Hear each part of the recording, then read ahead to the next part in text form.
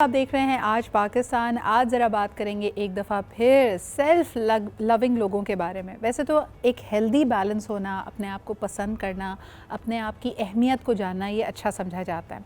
लेकिन जब ये हद से तजावुज़ करें तो यकीनन ये एक पर्सनालिटी डिसऑर्डर भी बन जाता है कि आपकी ख़ुद गर्जी या ख़ुद पसंदी की कोई इंतहा ना रहे और इसकी भेंट आपके अज़ीज़ तरीन रिश्ते चढ़ने लगें, आपके आपसी ताल्लुकात चढ़ने लगें। तो आइए ज़रा बात करते हैं नार्सिसिस्टिक बिहेवियर की, और इस पे काफ़ी बात की जाती है। क्या ये बहुत कॉमनली यूज़ होने वाला टर्म हो गया है? क्या हम लोगों को लेबल करने लगे हैं? और नार्सिसिस्ट होना और नार्सिसिस्टिक डिसऑर्डर होना, इसमें काफ़ी फ़र्क होता है। हम में से हर शख्स और ख़ास तौर पे वो लोग जो लीडरशिप क्वालिटीज़ रखते हैं, उनमें कहीं ना कहीं आपको नार्सिसिस्टिक ट्रेट्स नज़र आएंगे। लेकिन जब ये चीज़ मैलिग्नेंट हो जाती है, जब ये चीज़ प्रॉब्लम्स क्रिएट करती है और ये एक डिसऑर्डर बनती है, उसकी कुछ ख़ास कैरेक्टरिस्टिक्स हैं, तो उसकी तरफ भी आज हम आएंगे। आज का जो हमारा पैनल है, आइए उनसे आपको इंट्रोड्यूस करते हैं। फ़र्स्ट एंड फॉरमोस्ट ये हमारे साथ मौजूद हैं my very dear friend and an activist and entrepreneur Zubia Motiwala. बहुत शुक्रिया ज़ुबिया यहाँ पे मौजूद होने के लिए। इसके अलावा जी डॉक्टर आरिफ सिद्दीकी हमारे साथ मौजूद हैं, जो मोटिवेशनल स्पीकर भी हैं, पर्सनल डेवलपमेंट पे बहुत काम करते हैं। And last but definitely not the least, हमारे साथ डॉक्टर ताहिरा रुबाब भी मौजूद हैं, जो कि माहिर नफ्सियात हैं, क्लिनिकल साइकोलॉजिस्ट हैं। आप सबकी यहाँ आमद का, मौजूदगी का बहुत बहुत शुक्रिया। अगर ताहिरा, सबसे पहले मैं इस आज की गुफ्तगू का आगाज़ आपसे करूं, मुझे बताइए नार्सिसिस्टिक ट्रेट्स होना और नार्सिसिस्टिक डिसऑर्डर होना, इसमें क्या फ़र्क है? बहुत फर्क है। जैसे डिसऑर्डर का मतलब है कि आपकी पूरी पर्सनैलिटी जो है वो नार्सिसिस्टिक है जी। और उसमें जो है आप कोई भी चीज जो है नॉर्मेलिटी के साथ नहीं करते। हर चीज जो ओवरली एग्जैजरेटेड और सेल्फ सेंटर्ड है, जिसमें आपका एग्रेसिव बिहेवियर हो सकता है, अपना सेल्फ लविंग एटीट्यूड हो सकता है कि आप ऑब्सेशन की हद तक आप अपने आप में मगन है, अपने आप को पसंद करते हैं बहुत ज्यादा। अब्यूजिव हो सकते हैं, दूसरों के ऊपर क्रिटिसिज्म आपकी जुबान में हर वक्त हो सकता है। This is what we call disorder है, नार्सिसिस्टिक पर्सनैलिटी डिसऑर्डर है ये। सही सही। लेकिन जब हम ट्रेट्स की बात करते हैं तो कोई एक बंदा जो है उसमें सिर्फ ये चीज हो सकती है कि वो सेल्फ लव में है, मगर वो अभी उस लाइन के ऊपर नहीं आया जहां से क्रॉस करके हम डिसऑर्डर की तरफ जो है वो चले जाते हैं। समटाइम्स वो अपने ऊपर क्रिटिसिज्म को ले लेता है, मगर समटाइम्स वो उसको रिजेक्ट कर देता है जब हम ट्रेट्स की बात करते हैं। और अच्छा, ये कहना क्या दुरुस्त होगा कि जो नार्सिसिस्टिक नार्सिसिस्टिक डिसऑर्डर में होता है तायरा जी शख्स, उसके लिए अपने बात की अहमियत बहुत ज़्यादा होती है, यानी उसकी अना मजरू होना बहुत ज़्यादा, यानी एक सेंसिटिव इशू है। अगर उसकी किसी भी बात से आप डिविएट करें, उसके कोई भी बनाए हुए रूल को, कानून को आप फॉलो ना करें, तो वो इसको बहुत तैश आता है इस बात पे। बिल्कुल ऐसा ही है। ये बंदा बिल्कुल भी, इसकी ईगो टच मी नॉट वाली होती है और कभी भी जो है ये लोग चीजों को उस तरह से एक्सेप्ट ही नहीं कर सकते, ना ही क्रिटिसिज्म को ले सकते हैं बेसिकली ये, क्योंकि ये सेल्फ ऑब्सेस्ड होते हैं अपने बारे में। लेकिन जो ट्रेड्स की हम बात कर रहे हैं ना सिद्रा, वो ट्रेड्स किसी में भी हो सकते हैं। और वो ट्रेड्स जरूरी नहीं कि सिर्फ अपनी शक्ल के बारे में ही, अपनी पर्सनैलिटी के बारे में ही हो, वो अपने काम के बारे में भी हो सकते हैं। How good you are at your work, तो वो ये चीजें भी उसके बारे में हो सकती हैं। बट ट्रेड्स किसी में भी हो सकते हैं। But when we talk about the disorder, तो इसका पूरा एक क्राइटेरिया होता है जिसमें दे फॉल, और जिसमें सबसे इम्पोर्टेंट ये कि अच्छा, ये सबसे पहले हमारे लिए एस्टैब्लिश करना अहम था। अब हमारी जो बाकी गुफ्तगू होगी उसमें हम डिसऑर्डर की ज़्यादा बात करेंगे। ज़ुबिया, जो लोग डिसऑर्डर में मुब्तला होते हैं उनके अंदर तो एम्पैथी होती नहीं है, लेकिन एक मैनिपुलेटिव क्वालिटी ज़रूर उनमें पाई जाती है कि वो दूसरे को इस बात पे कन्विंस कर देते हैं कि मसला इस शख्स के अंदर नहीं, बल्कि जो बेचारा विक्टिम है उसी में मसला है। ये किस हद तक दुरुस्त है? जी, बहुत ज़्यादा ये इस तरह के होते हैं लोग। एक्चुअली अनफॉर्चुनेटली बहुत ज़्यादा फैमिलीज़ में भी देखा गया है कि when you live in a joint family system, होता है इस तरह है कि कोई कुछ फैमिली में इस तरह के एल्डर्स या इस तरह के लोग होते हैं जिनको होता है कि हमारी अथॉरिटी और हमारा सब कुछ, तो उसमें ये बिहेवियर बहुत ज़्यादा सामने आता है, जिसकी वजह से रिलेशनशिप्स बहुत हिंडर होते हैं। कि हमारी बात सुनो और हम जो कह रहे हैं वो करो, हमारी खिदमत करो, हमारा सोचो, बाकी और सारी चीज़ें इंपॉर्टेंट नहीं है, सिर्फ हम इम्पॉर्टेंट हैं।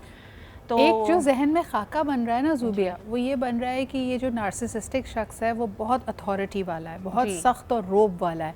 लेकिन दर हकीकत हमने ये भी देखा है कि नार्सिसिस्टिक पर्सनालिटीज़ विक्टिम भी बहुत अच्छा प्ले करती हैं, यानी वो मजलूम भी बन जाती हैं। हाँ, वो बेचारे होते हैं जी, वो खुद को भी बेचारा कहते हैं और उनका मतलब एक बेचारा सिंड्रोम है उनके अंदर, जो कि वो कॉन्स्टेंटली बताते हैं लोगों को कि मैं इतना बेचारा हूँ, मेरे साथ ये गलत हुआ, मेरे साथ वो गलत हुआ, मेरे साथ ये प्रॉब्लम हुई बिकॉज ऑफ ये, इनकी वजह से, इनकी वजह से, इनकी वजह से, यानी कि अपनी कोई भी गलती नहीं है, सिर्फ हम बेचारे हैं। तो हमें सबसे ख्याल इंटरेस्टिंग करो। चीज़ ये बात हम नोटिस कर सकते हैं कि जब आप इनकी कंपनी में इनके रवैये से बुरा महसूस कर रहे हैं या आपको ये महसूस हो रहा है कि आपके साथ ज़्यादती हो रही है, ये शख्स कभी भी उस बात की ज़िम्मेदारी कबूल नहीं करेगा। ये हमेशा आपको ये एहसास दिलाएगा कि नहीं, मेरा ऐसा रवैया इन वजूहात की वजह से है और कहीं ना कहीं घुमा फिरा कर प्रॉब्लम आपके अंदर है या प्रॉब्लम सिचुएशन के अंदर है, मैं बिल्कुल परफेक्ट हूँ। बिल्कुल परफेक्ट। अच्छा, डॉक्टर आरिफ आपकी तरफ आना चाहेंगे।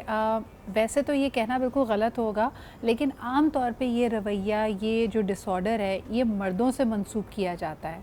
इसकी क्या आप वजह देखते हैं? क्या इसकी वजह पेट्रियार्की है, हमारी सोसाइटी है, कि बहुत सारे मर्दों को नार्सिसिस्टिक लेबल किया जा रहा है?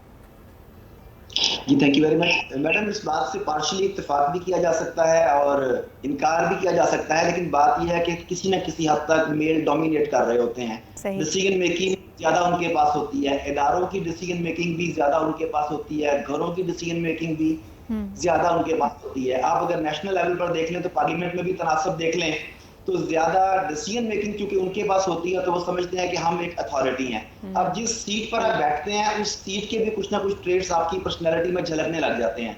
सही। जब आपको ये जोम हो कि मेरा कहा हुआ हरफ आखिर है तो फिर आप दूसरों की बात कहाँ सुनेंगे। जब आपको अपनी बात ही हरफ आखिर लगेगी तो फिर आप दूसरों की बात को हकीर जानेंगे। और मजे की बात है कि ऐसे लोग जब सिग्नेचर करते हैं तो 70-80% सिग्नेचर के बाद वो फुल स्टॉप आखिर में डालते हैं कि मेरी बात के बाद बात खत्म हो गई। सही। अगर आप हैंड राइटिंग एनालिसिस में जाके देखें तो सिग्नेचर के बाद वो फुल स्टॉप भी लगाते हैं आखिर में कि जहां मेरा नाम आ गया, मेरी बात आ गई, उसके बाद किसी की गुंजाइश नहीं है। सही सही। लेकिन फिर एक बात बताइए डॉक्टर आरिफ, अपनी तमाम तर खामियों, डिसऑर्डर्स और बुरे रवैये के बावजूद ये क्यों कहा जाता है कि जो नार्सिसिस्टिक पर्सनालिटीज़ होती हैं वो बड़ी चार्मिंग होती हैं, बड़ी करिश्मेटिक होती हैं, उनके सहर में बहुत सारे लोग गिरफ्तार हो जाते हैं? मैडम, अथॉरिटी का और कॉन्फिडेंस का एक अपना चार्म तो होता है। जो आदमी इन ट्रेड्स का मालिक होगा उसकी बैकबोन जो है बिल्कुल इरेक्ट होगी, इरेक्ट स्पाइन होगी, उसकी गर्दन सीधी होगी, उसकी आंखों में चमक होगी, उसके कंधे बैक साइड, उसकी बॉडी लैंग्वेज पर भी ये रिफ्लेक्ट हो रहा होगा। अब आप अगर इस बॉडी लैंग्वेज को किसी भी हीरो की बॉडी लैंग्वेज से अटैच कर लें, जो फिल्मों में आप लोग देखते हैं वो सेम बॉडी लैंग्वेज भी होती है। अब वो बॉडी लैंग्वेज एक खास ऑरा क्रिएट करती है अथॉरिटी का, पावर का, ग्लैमर का, और वो चीजें लोगों को अट्रैक्ट कर रही होती हैं। अच्छा जी, लेकिन ये सवाल पैदा होता है और इसमें एक और पहलू भी है। करिश्मा होने की यकीनन उनका कॉन्फिडेंस एक वजह है, लेकिन Zubia I think they also manage the perception very well. जो उनका मॉन्स्टर है, जो उनकी ज़्यादतियाँ हैं, उसका निशाना चंद लोग बन रहे होते हैं, जबकि जो उमूमी राय है इनके बारे में, जो लार्जर सर्कल है, उन्होंने कभी वो रूप इनका देखा ही नहीं होता। तभी बेचारा विक्टिम अगर किसी के पास जाके कहे भी कि मेरे साथ ज़्यादती हो रही है, आधा वक्त तो लोग उसकी बात ही नहीं मानते।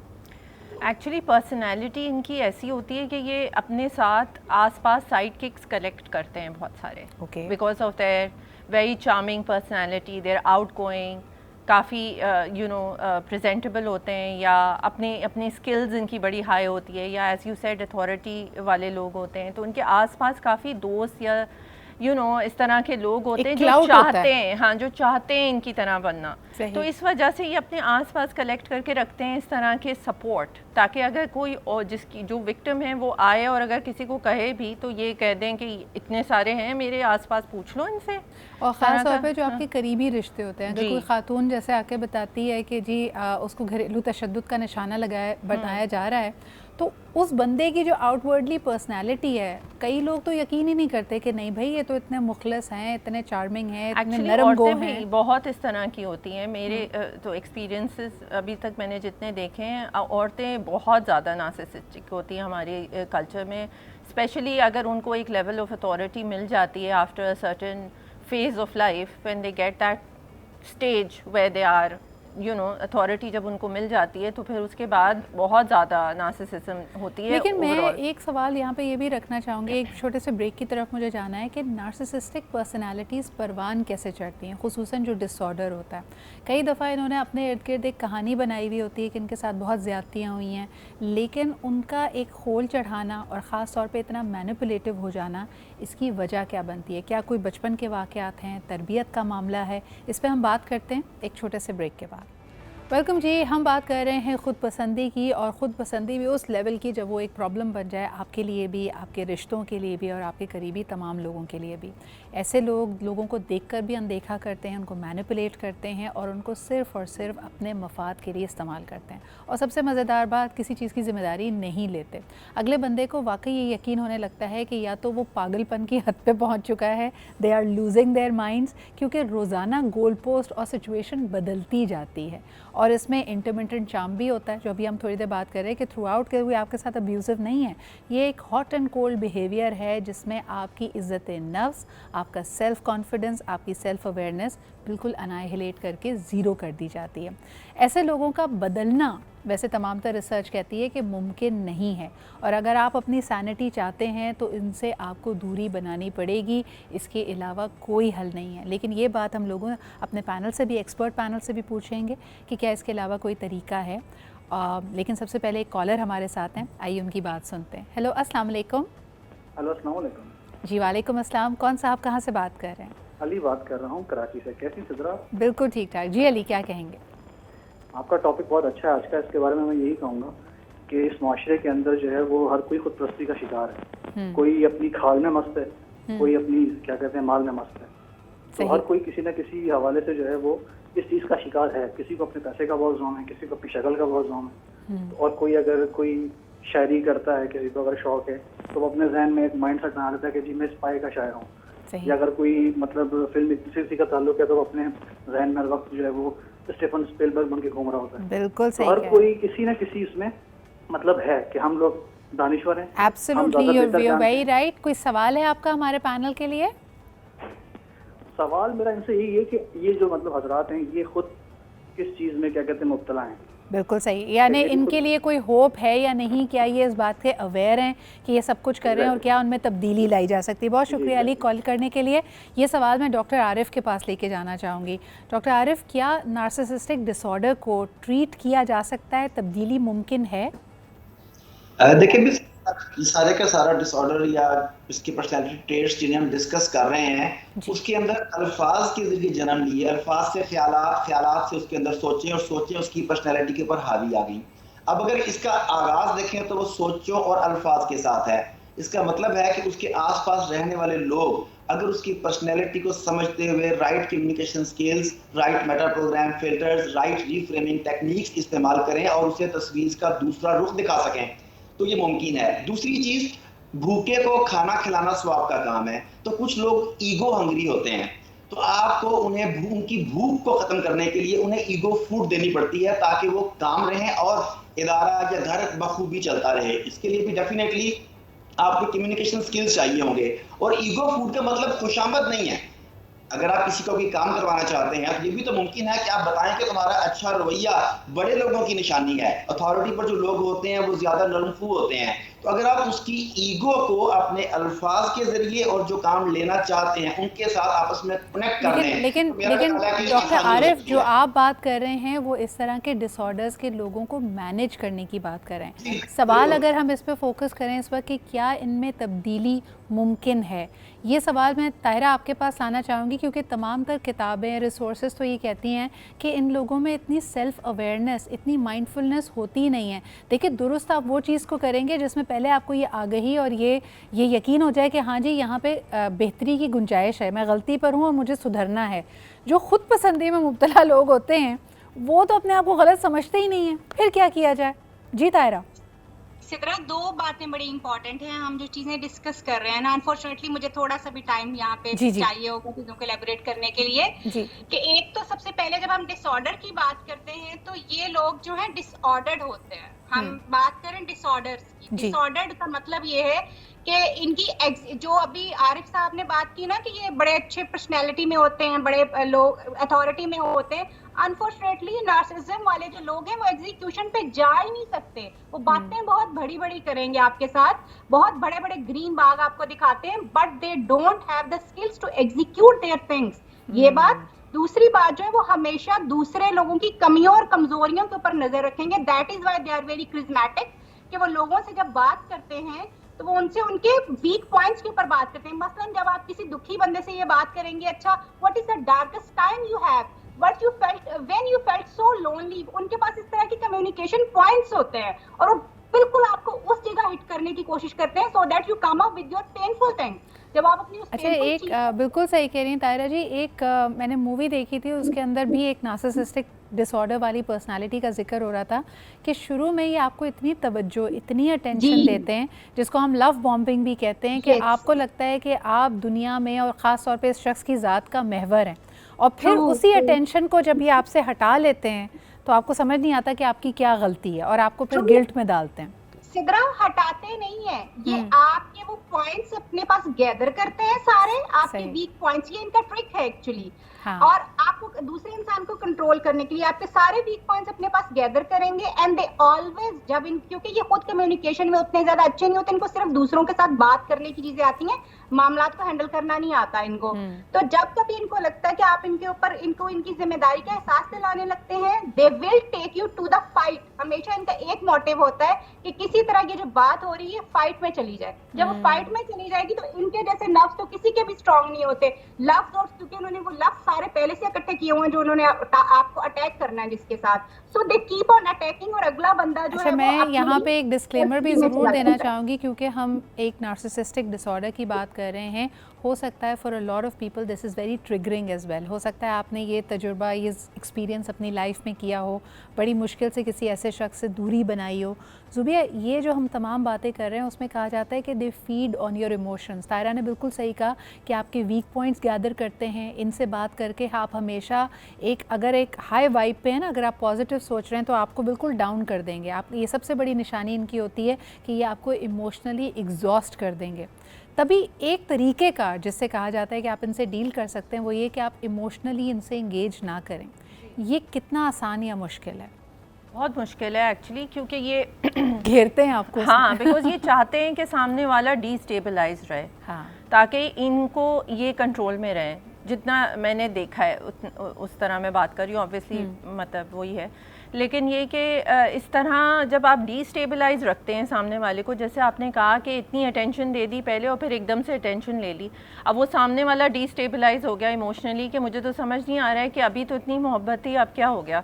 तो इस तरह बात ये है कि आप बढ़ने जब देते हैं ना एक ये पर्सनालिटी को, तो वो बढ़ते बढ़ते उसकी कोई लिमिट नहीं है। एक दफ़ा अगर आप उसको रोकें, you have to, I think एक इंटरवेंशन की ज़रूरत होती है।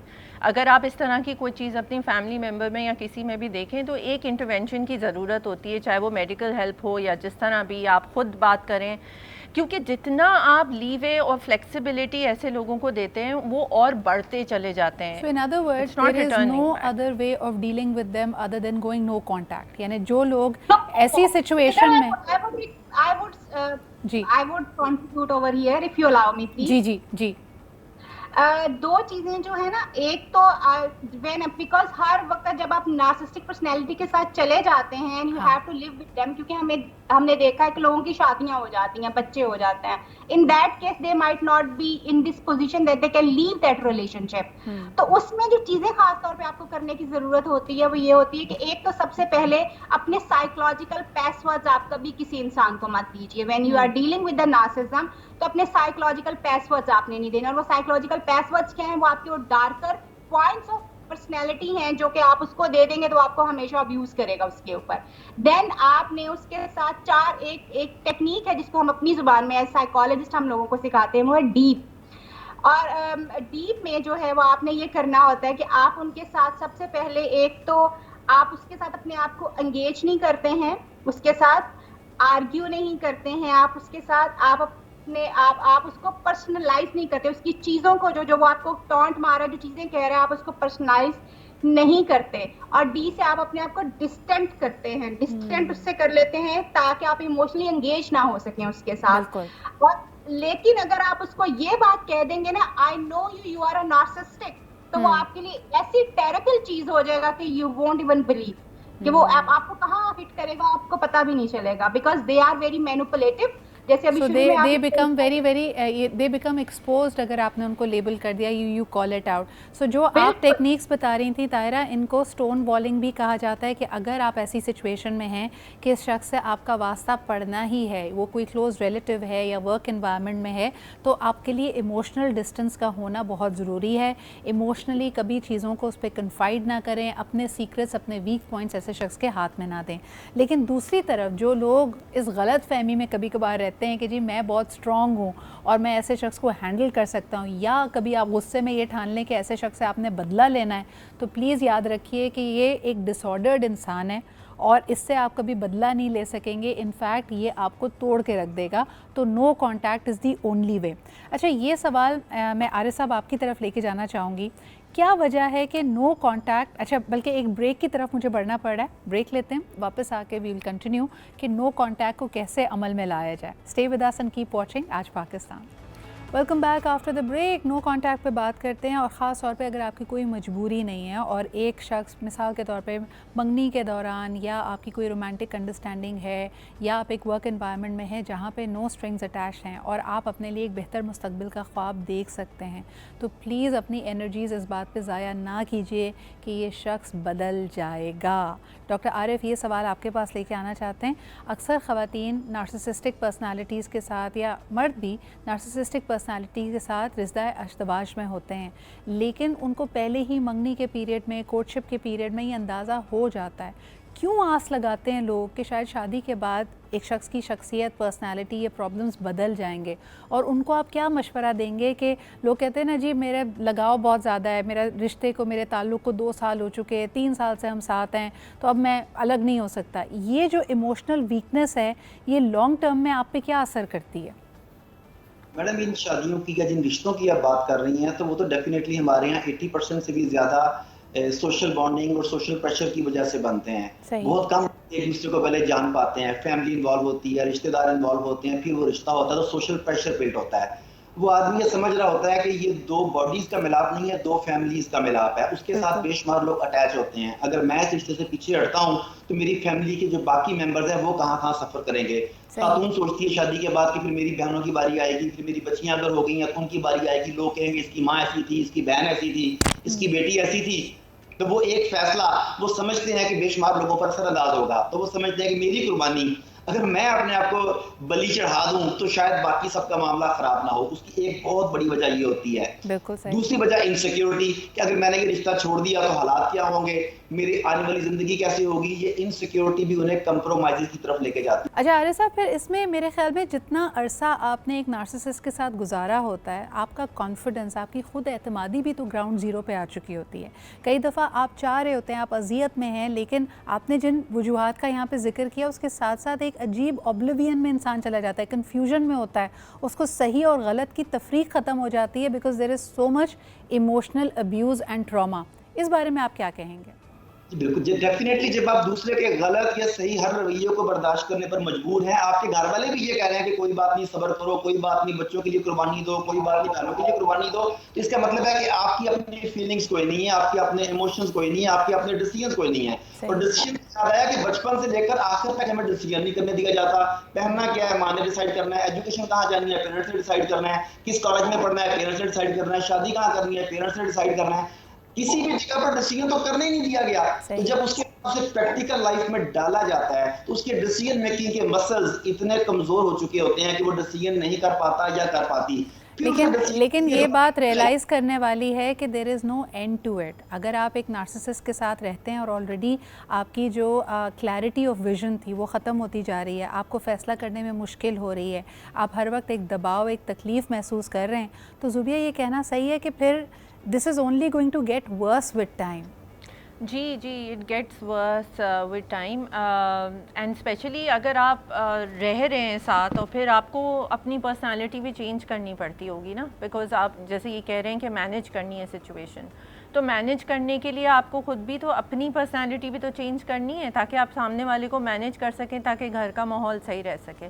उसी तरह फ्रेंडशिप्स में अगर आपके कोई दोस्त हैं इस तरह के, तो आप किस तरह से उनसे तो चलो ला ताल्लुक़ आप कर सकते हैं कि भाई नहीं हो रहा इस तरह, ये नार्सिसिज्म की हम बर्दाश्त नहीं कर सकते और सारा कुछ, लेकिन जिनके साथ आप रह रहे हैं वो तो ज़्यादा बड़ा मसला है, आपकी पर्सनालिटी खुद चेंज हो जाएगी। अच्छा, और इंटरेस्टिंग बात ये है कि आप लाख तहैया कर लें, एक तो आपके लिए भी मुश्किल है, लेकिन तायरा जी जो दूसरी एंगल है इसका, दूसरी साइड ऑफ द कॉइन है कि नार्सिसिस्ट आपको कभी छोड़ना नहीं चाहता, आपको अजियत देगा लेकिन आप उसकी तवज्जो का सप्लाई हैं, तो वो आपको छोड़ना कभी नहीं चाहेगा। और तभी आप देखें कि नार्सिसिस्ट अपने एक्सेस को या जो भी लोग उनके हत्थे चढ़ते हैं, जो विक्टिम्स होते हैं, उनको रिसाइकल करते रहते हैं। तो ये मजबूती आपको अपने अंदर लानी पड़ेगी कि आप उनके साथ नो कांटेक्ट जा रहे हैं, क्योंकि वो आपकी जान कभी नहीं छोड़ेंगे। बिल्कुल, ये आपको ही डिसाइड करना पड़ेगा। बट जैसे अभी हमने पॉइंट आउट किया कि ये लोग इतने ज्यादा आपको इमोशनली वीक कर देते हैं कि आपका ये सोचना, आप खुद भी इनके वो, क्योंकि ये इतने मैनिपुलेटिव होते हैं सिद्रा कि ये लोगों के सामने आपको ऐसा ट्रीट करवाएंगे कि आप लोगों को जाके कहेंगे भी ना कि ये बंदा मुझे ऐसे ट्रीट करता है इन पर्सन, तो वो कभी यकीन नहीं करेंगे उसकी आपकी बात के ऊपर, because they have seen them treating you that way. तो वो आपको इतना ज्यादा इमोशनली उन लोगों ने खराब कर दिया हुआ होता है कि आप ये डिसीजन लें कि आप इस कांटेक्ट में चले जाएं, that is very very difficult. अच्छा, एक और चीज़ होती है कि स्मीयर कैंपेन आपके ख़िलाफ़ शुरू हो जाएगी। अगर आप फाइनली एक मजबूती अपने अंदर और आप फैसला कर लें, तो ऐसा होगा कि वही वाली बात की जो अहाता इन्होंने बनाया है आपको बदनाम करने की, आपको बुरा भला कहने की, बल्कि जो ज़्यादतियाँ आपके साथ की गई हैं वो आपके नाम से दूसरों को बताई जाती हैं, ये भी होता है। बिल्कुल ऐसा होता है। दूसरों के जो कहानी, जो उनकी अपनी यानी उन्होंने आपको अब्यूज किया होगा, वो नहीं मेंशन करेंगे, वो सिर्फ आपको एक बुरा भला इंसान के तौर के ऊपर पेश करते हैं और फिर आपको इस हद तक वो गंदा कर सकते हैं कि आप इस बात पे पछताना शुरू कर दें that why you decided to leave that person.